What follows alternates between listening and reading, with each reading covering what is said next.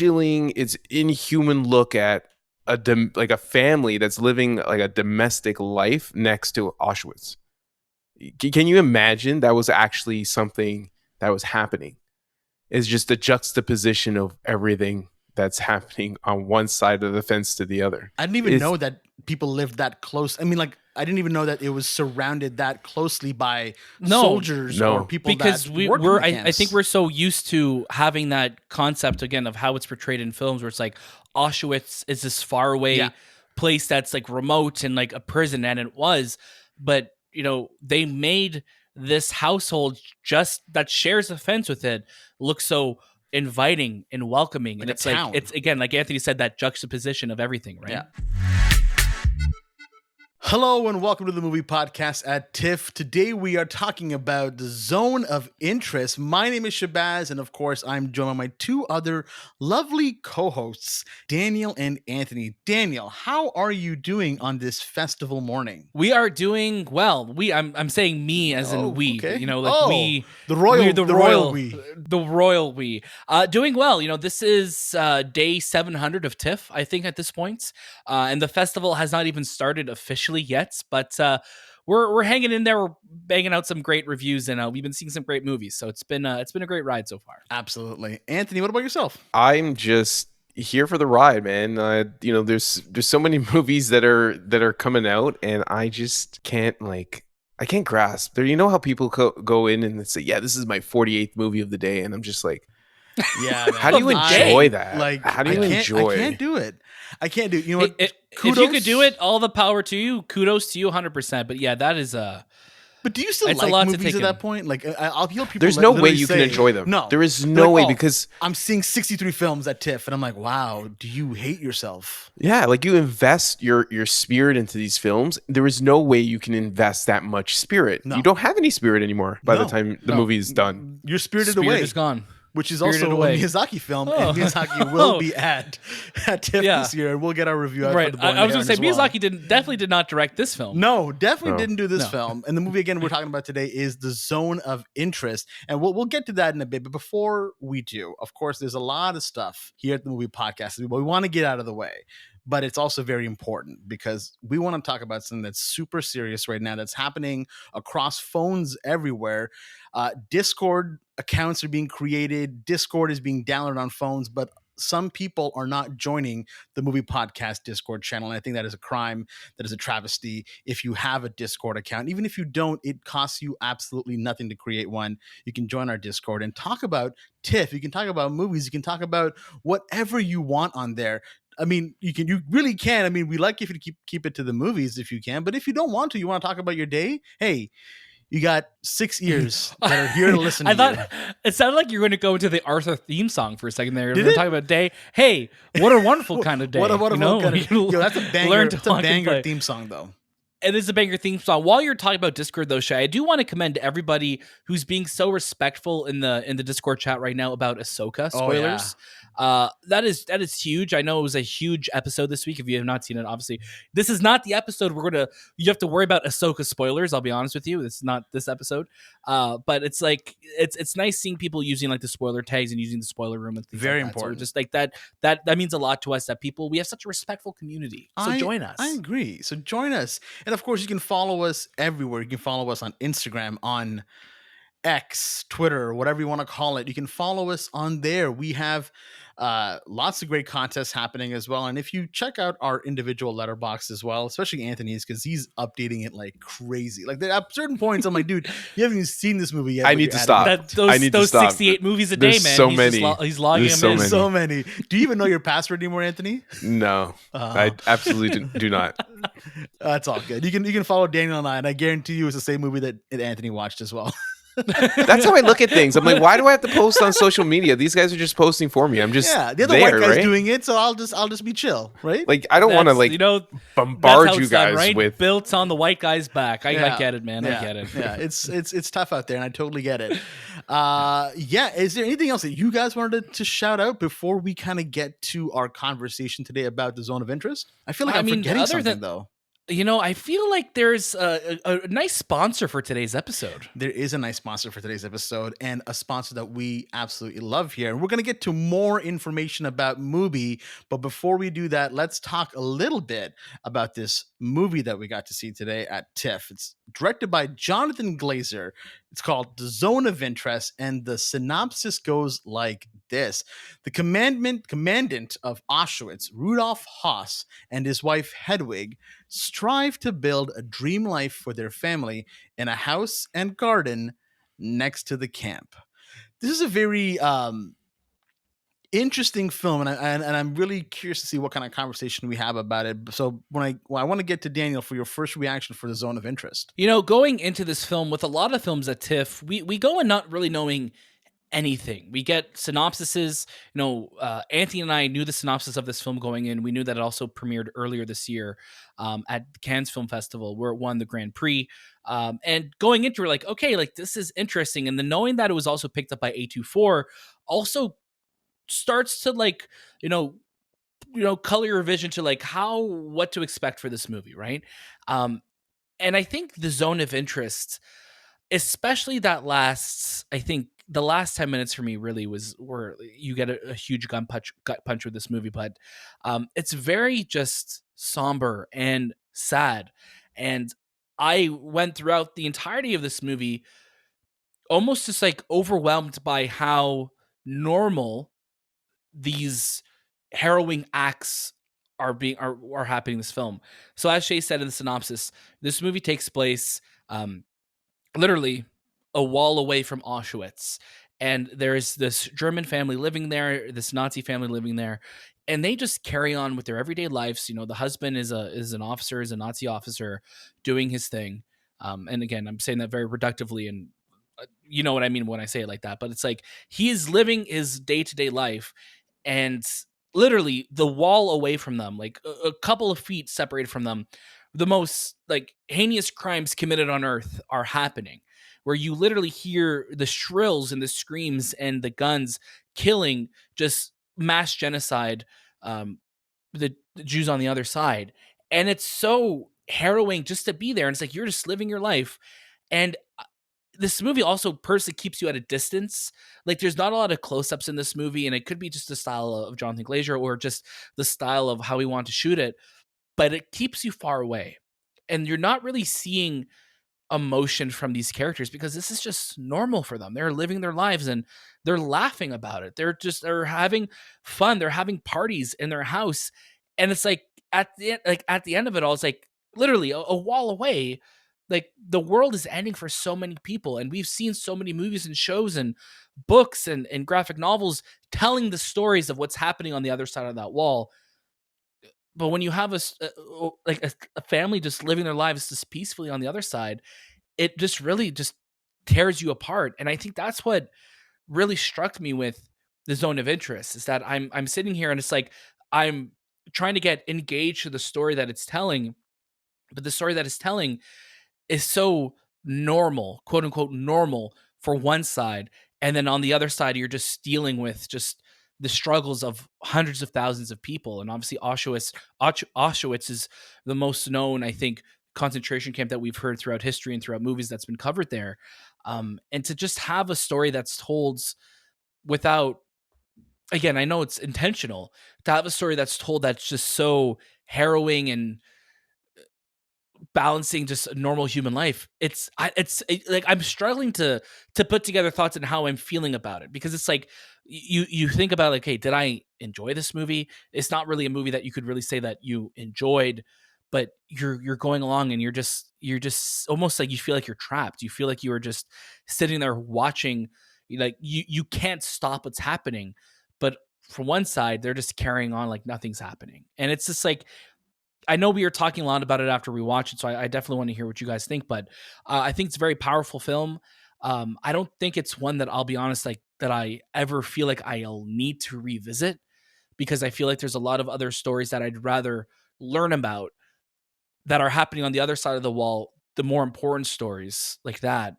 But Yeah, I'm torn with this one because I think it's a really well-made film. I think it's has some really strong performances in it. Sandra Hüller, who we just saw in Anatomy of a Fall, really, she's well cast in this film. She gives a good performance.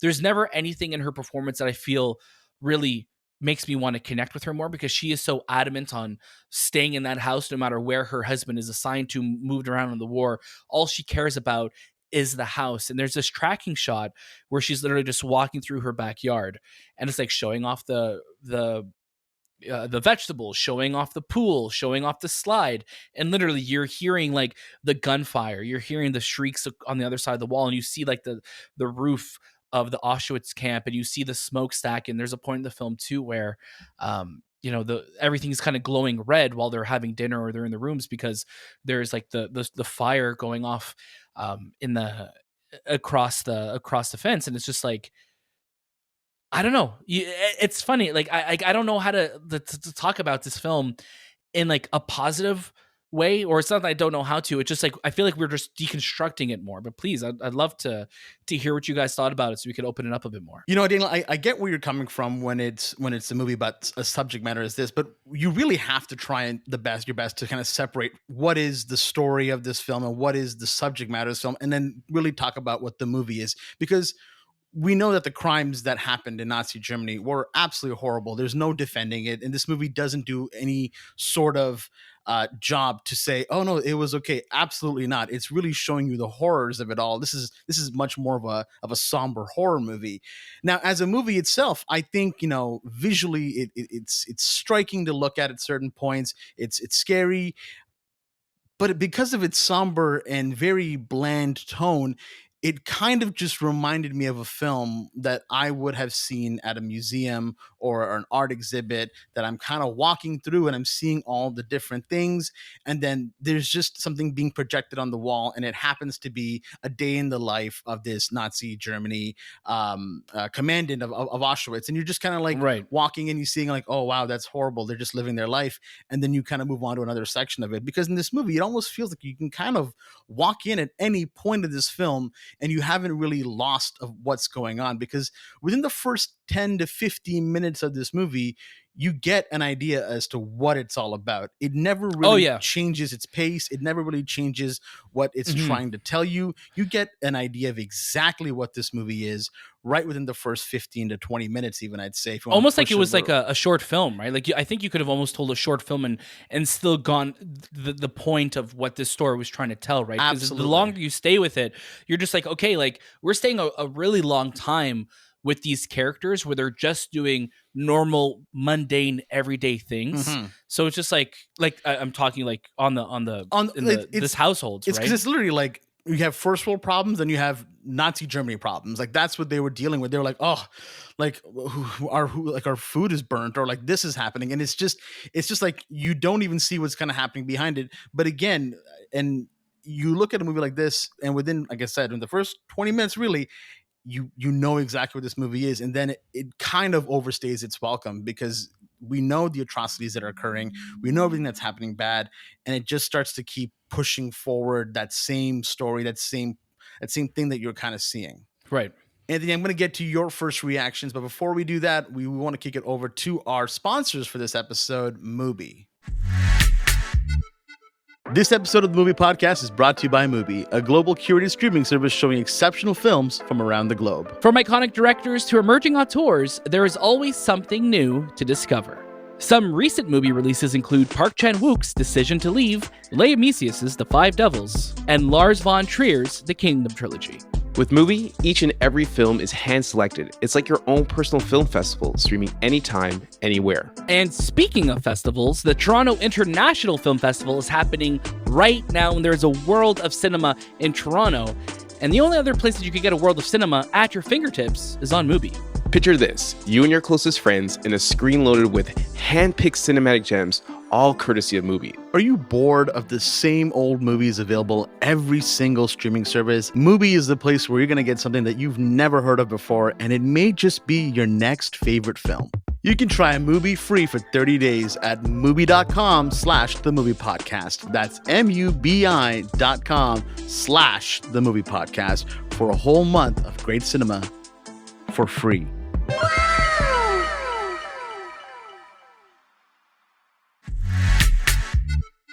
And we're back. Thank you so much to our friends over at MUBI for sponsoring this episode. Anthony, please give us your first reactions to Zone of Interest. Well, the movie is very much a portrait of how evil people can be. That's my takeaway.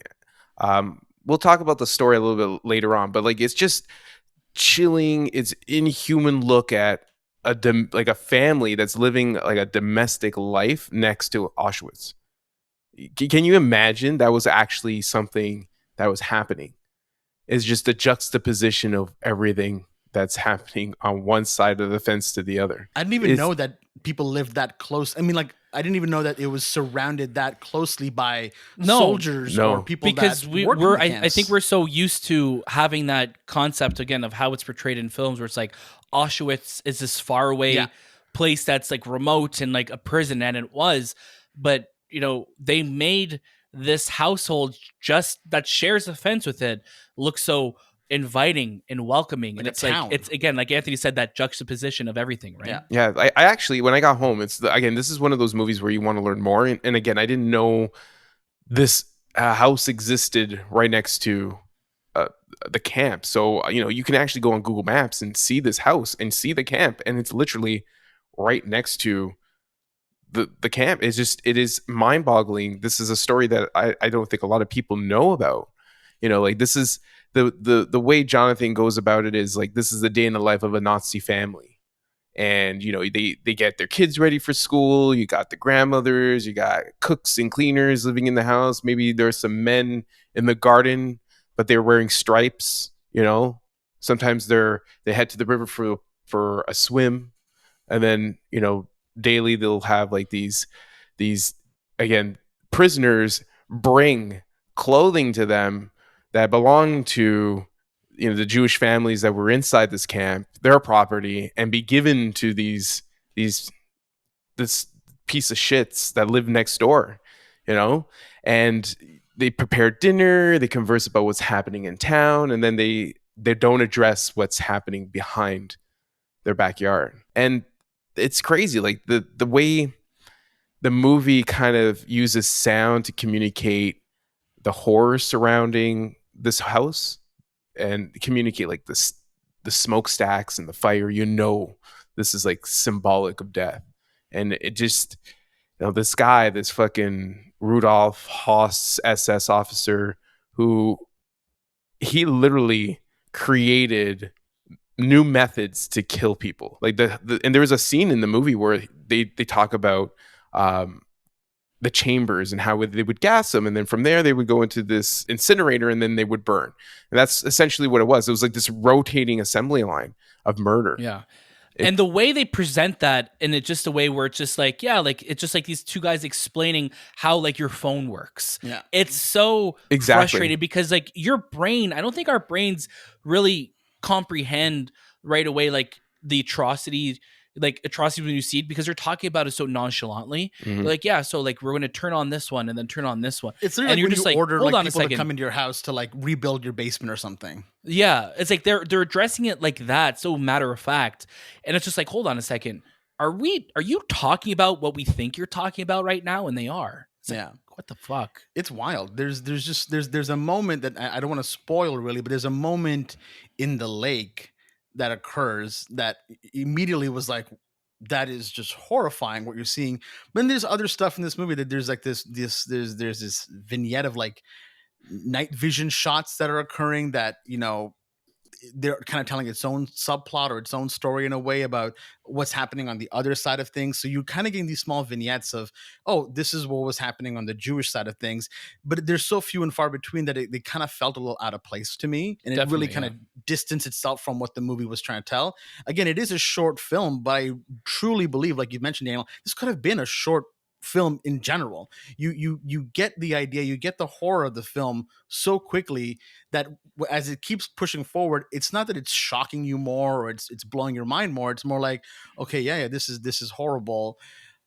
But what's next? Like what is the story that what are you trying to push onto what's next? And I think that's kind of what with this film, I just felt like I got it, I understood it, and then I felt like it just overstated for me. It's like it's battling itself because you know how important the story is, but then you also realize that the person that you're watching and witnessing and being the main part of the story, you don't like, you hate, you wish death upon them. So it's a struggle of why do I care about this guy who lived next to the house when I know within the first 20 minutes he orchestrates everything that's happening in Auschwitz. He migrates to different parts of Germany to help their frigging camps, and then comes back to kill Hungarian Jews who've been sent to this camp.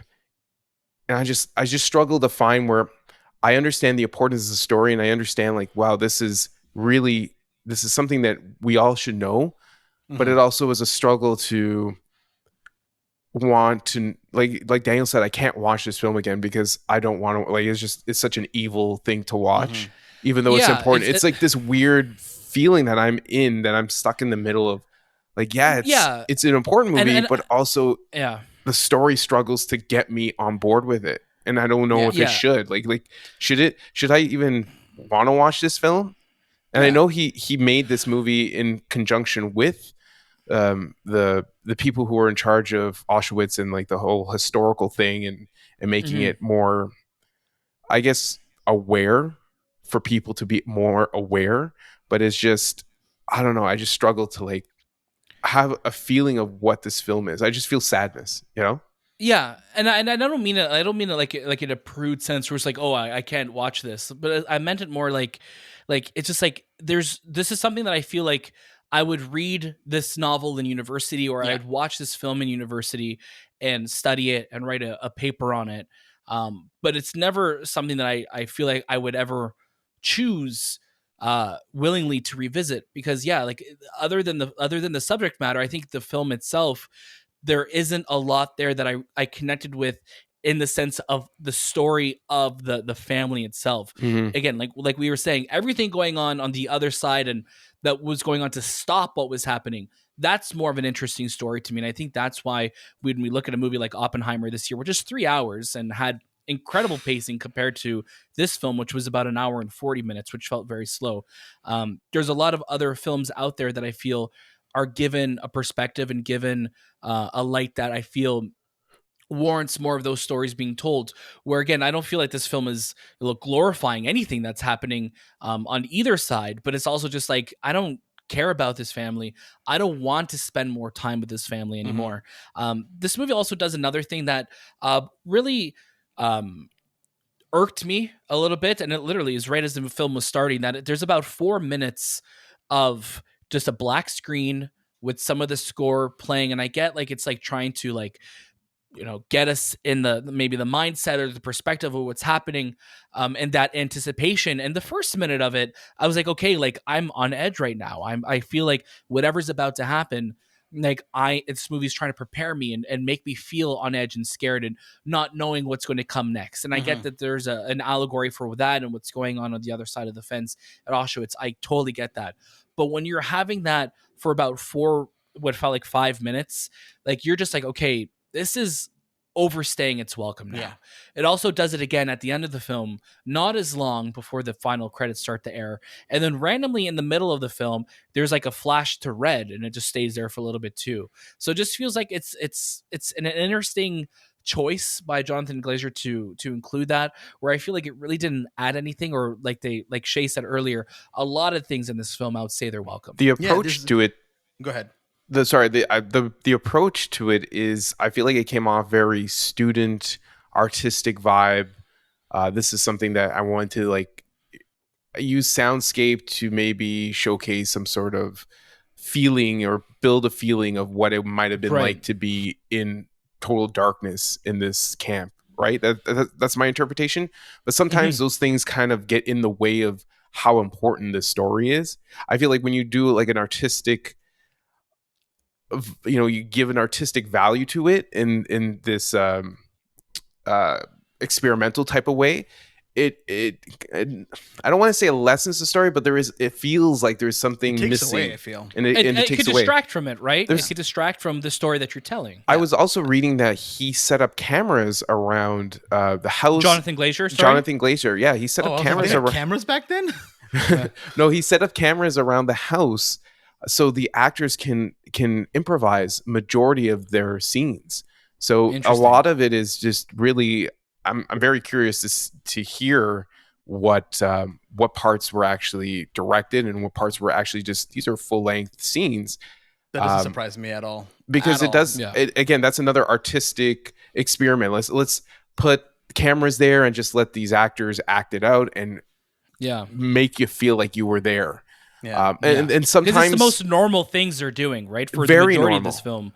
It's just like this mundane. Is day-to-day life. Yeah. Very normal. But at times it could become very long and monotonous, and it just becomes you feel it. You really feel it because you know what's happening behind that wall. Mm-hmm. But you're also trying to understand why I care about a conversation about, I don't know, what food to eat, what food they're eating. You know, like it's just little things like that. Yeah. I want to stress the fact that I feel like this movie could have just, capped off exactly at 30 minutes, could have been a short film that Jonathan Glazer made. And it would have, I feel, been more impactful because once you get that sense of anger and dread, it leaves after a bit because you just start to wonder why you're with this family and then why you're getting these very small vignettes of the Jewish side. And again, they're so subtle in a way where it's like, what story are you trying to tell me here? What am I trying to feel? But yeah, we're not really doing, our final recommendations for this film, but based on what you're hearing right now, if you do go watch this film at TIFF or you do check it out when it comes out again in Canada, it will be releasing through Elevation Pictures and A24 as well across the United States and other places as well. If you do go watch this movie, please definitely do comment below or leave us a comment on Spotify or join our Discord as well and let us know, hey, I got to watch this movie. These are my thoughts on it, because I'm sure everyone is going to have a very different reaction. I feel people, especially from Europe, who maybe have a different view or a different sense of certain things, that might, I feel, give a bit more of an authentic kind of look to it. So I'm really curious to see how this movie sits with people. Again, Jonathan Glazer is a director that a lot of people now are tending to gravitate towards because our screening was packed today. People were really excited to see what he's kind of doing. And of course, with it winning the Grand Prix as well, I'm sure a lot of people are interested to see where this film goes. And of course, you have, Sandra Hüller, who is fantastic in Anatomy of a Fall, and she's getting praise for that. So there's a lot of moving parts in this film that I think are going to gravitate people towards it. And I'm really curious to see how it does sit with everybody. Anything else that you guys want to add before we kind of wrap up? No, that's it. Yeah, I think it's an interesting one, and I'm glad it's one that we got to unpack. When we were coming home, I'm like, oh, I feel like this is going to be a shorter review for us. But so far, this feels like it might be our longest TIFF review so far. But I think a movie like this warrants discussion, right? Yeah, that's what I would say. Like, it's not something that you can just be light about. There's very heavy subject matter and real life things. This is real life. Like, again, audience, this is a real thing. So it's important to like really educate yourself and just know, because we don't like what's the term, we don't want to forget our past, because that's how we kind of grow. So we can't forget about the things, the atrocities that happen to people. Yeah, absolutely, Anthony.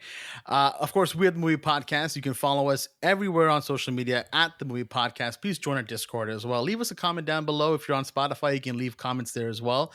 We love what we're doing, and we love that you love what we're doing as well, because you're supporting us with all these different things.